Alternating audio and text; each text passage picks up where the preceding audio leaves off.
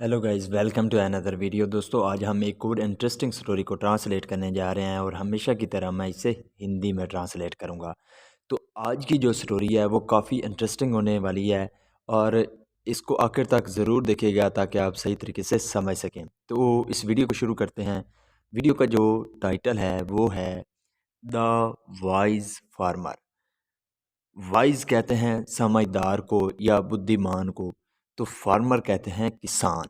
तो इसका क्या मतलब हुआ? द वाइज फार्मर यानी कि समझदार किसान या बुद्धिमान किसान।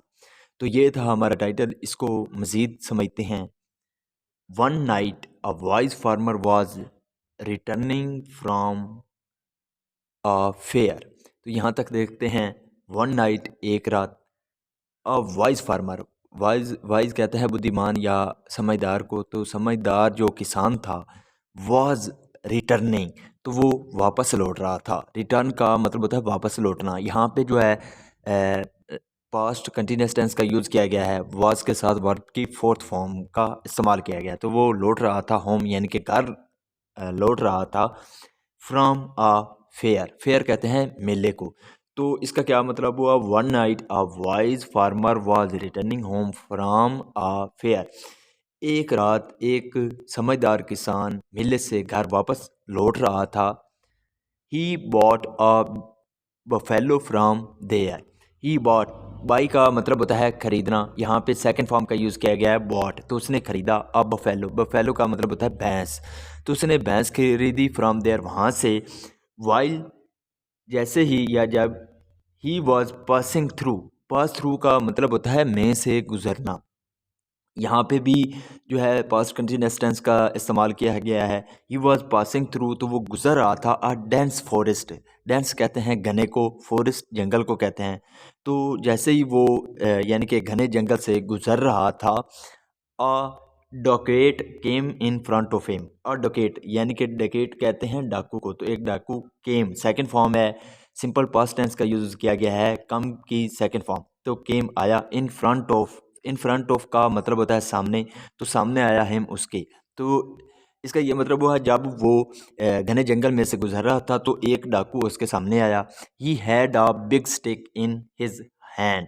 ही हैड, यहाँ पे जो हैड है वो पोजीशन के रूप में यूज़ किया गया है। जब हम कहते हैं ये पास्ट के लिए, जब हम कहते हैं कि किसी के पास कुछ था, तो उसके लिए हैड का इस्तेमाल किया जाता है। तो यहाँ पे हैड का इस्तेमाल किया गया। He had a big stick, stick कहते हैं छड़ी को या लाठी को, तो उसके पास बड़ी लाठी या छड़ी थी। इन हिज हैंड, उसके हाथ में।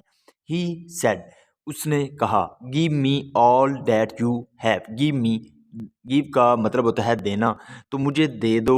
ऑल यानी कि सब कुछ, दैट यू हैव जो तुम्हारे पास है, यानी कि वो सब कुछ मुझे दे दो जो तुम्हारे पास है। The farmer was afraid, the farmer यानी कि जो किसान था, वॉज अफ्रेड वो डरा हुआ था। He gave all his money to the dacoit. He gave उसने दे दी, यहाँ पे भी सेकंड फॉर्म का यूज़ किया गया है, गिव की सेकंड फॉर्म है। तो उसने दे दिया ऑल हिज मनी यानी कि सभी जो उसकी रकम थी, पैसे थे, वो दे दिए टू द डोकेट, डकेट को। Then the dacoit said, then फिर द डकेट सेड यानी कि जो डाकू था उसने कहा। Give me the buffalo too. Give me यानी कि मुझे दे दो, द बफेलो टू यानी कि मुझे भैंस भी दे दो। So the farmer handed over the buffaloes rook to the डोकेट। सो इसलिए द फार्मर यानी कि जो किसान था, हैंडेड ओवर, तो हैंड ओवर का मतलब होता है किसी के कुछ किसी के हवाले कर देना, यानी कि कोई चीज़ किसी के हवाले कर देना उसे हैंड ओवर कहते हैं। तो यहाँ पे सेकंड फॉर्म का यूज़ किया गया है handed over.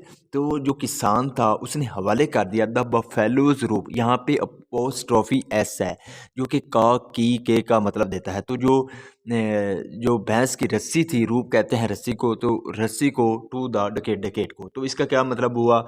So the farmer handed over the buffaloes rook to the Duckett. तो किसान ने जो भैंस की रस्सी थी वो चोर के हवाले कर दी। Then the farmer said, then फिर द फार्मर सेड, तो जो किसान था उसने कहा। I have given you everything. I have given, यहाँ पे हैव के साथ वर्ब की थर्ड फॉर्म है यानी कि प्रेजेंट परफेक्ट टेंस का यूज़ किया गया है।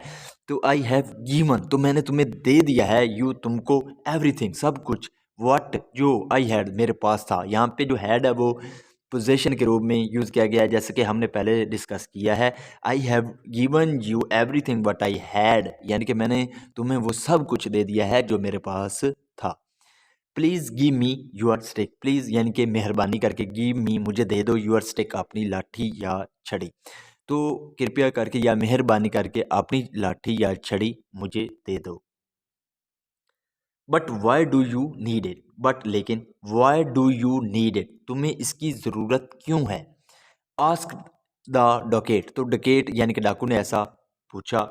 L give this stick to my wife, I'll यहाँ पे शॉर्ट में एल पढ़ेंगे लेकिन ये वेल है, तो एल गिव दिस स्टिक, तो मैं तुम्हें ये दूंगा टू माई वाइफ, यानी कि इस स्टिक को, इस लाठी को मैं अपनी बीवी को दूंगा। यहाँ पे जो है फ्यूचर इंडेफिनेट का इस्तेमाल किया गया है। She will be pleased, she will be please, तो वो खुश हो जाएगी। प्लीज़ का मतलब होता है खुश हो जाना, तो वो खुश हो जाएगी। डैट के eight least come as come, I got something from the fair, I got मैं लाया, समथिंग यानी कि कुछ, फ्रॉम द फेयर के मेले से मैं कुछ लाया, यानी कि जो मेरी बीवी है वो ये लाठी देकर खुश हो जाएगी कि कम अज़ कम मैं कुछ तो मेले से लाया। The dacoit give the stick to the farmer, the dacoit give, यहाँ पे गिव की सेकंड फॉर्म है गिव, तो जो डाकू था उसने दिया द स्टिक लाठी को, टू द फार्मर तो किसान को, तो जो डकेट था उसने फार्मर को यानी कि किसान को लाठी दे दी।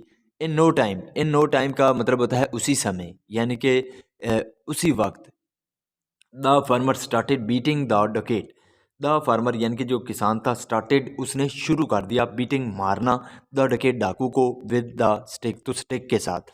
तो इसका क्या मतलब हुआ था, the farmer started beating the Duckett with the stick, तो जो किसान था उसने डाकू को छड़ी से मारना शुरू कर दिया। The Duckett ran away, run away का मतलब होता है भाग जाना, तो यहाँ पे सेकंड फॉर्म का यूज़ किया गया है रैन अवे, तो जो डाकू था वो भाग गया, लीविंग छोड़ते हुए द बफेलो यानी कि भैंस को, एंड द फार्मर्स मनी, और यहाँ पे भी अपोस्ट्रॉफी ऐसा है जो कि काकी का मतलब देता है, तो जो किसान का पैसा था उसको पीछे छोड़कर।